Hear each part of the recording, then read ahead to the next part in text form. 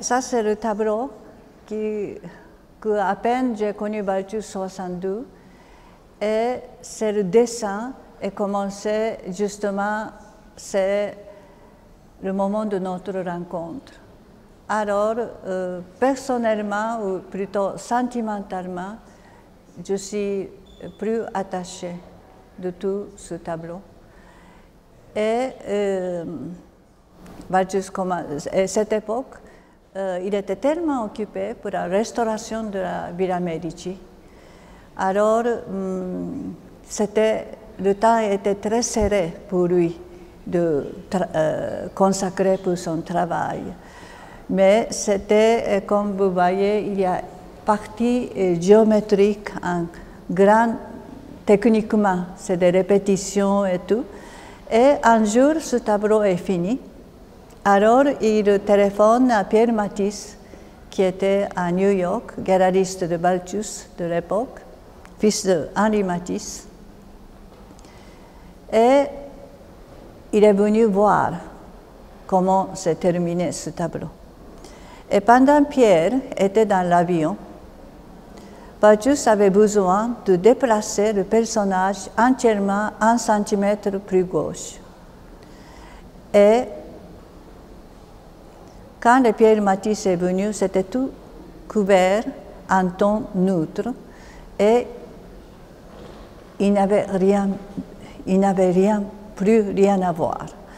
Alors, ce qui s'était quand même, j'ai beaucoup admiré Pierre, c'est fils de Henri.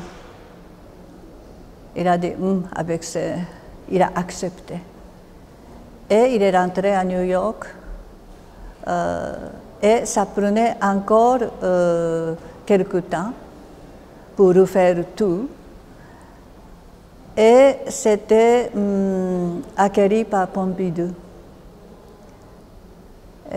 Et c'est devenu, ce tableau, on a fait le timbre en France. Alors j'ai dit à tout le monde que j'ai parcouru dans le monde entier, tout nu.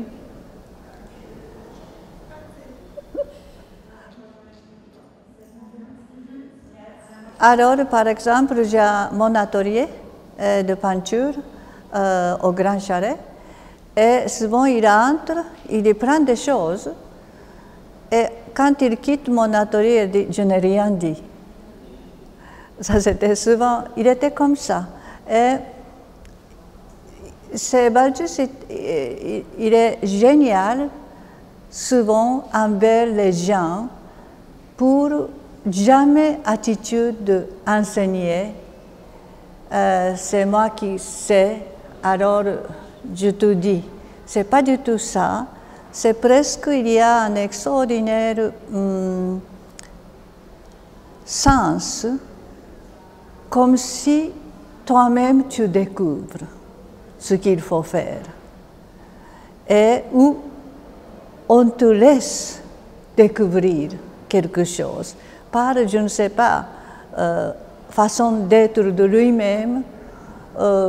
Et c'est la raison pourquoi que je pense souvent que j'étais modulée complètement par lui.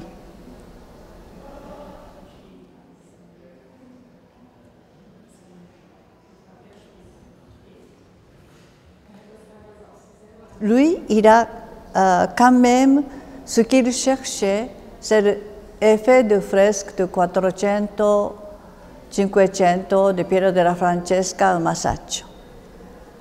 Et que cette peinture, c'est un symbole qui n'est pas reflet de réalistique, de façon réalistique. Et c'est plus années avance, par exemple, c'est pour ça que quelque part c'est plus difficile à approcher. Parce que les gens sont très habitués aux photos, de réel, des choses qui sont très proches, ce qu'on croit qu'on voit. Mais peinture, ça ne devait pas être réel comme photo. Et dans ce sens-là, je crois qu'à partir des années 50, il approche, un véritable approche du côté symbole. Par exemple, le passage de commerce, déjà, cette matière de tableau, c'est comme des fresques.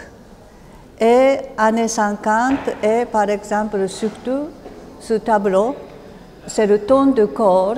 On dirait que c'est le personnage de Giotto, qui est à côté très gris, et qui approche plus en plus de fresques, mais modernes.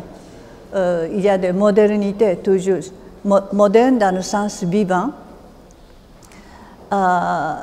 Et c'est un bon exemple justement que Balthus arrivait à rêve de 17 ans, copier toutes ces choses et finalement amener ce qu'il a envie de réaliser. Je pense que ça c'est un très bon exemple de ça.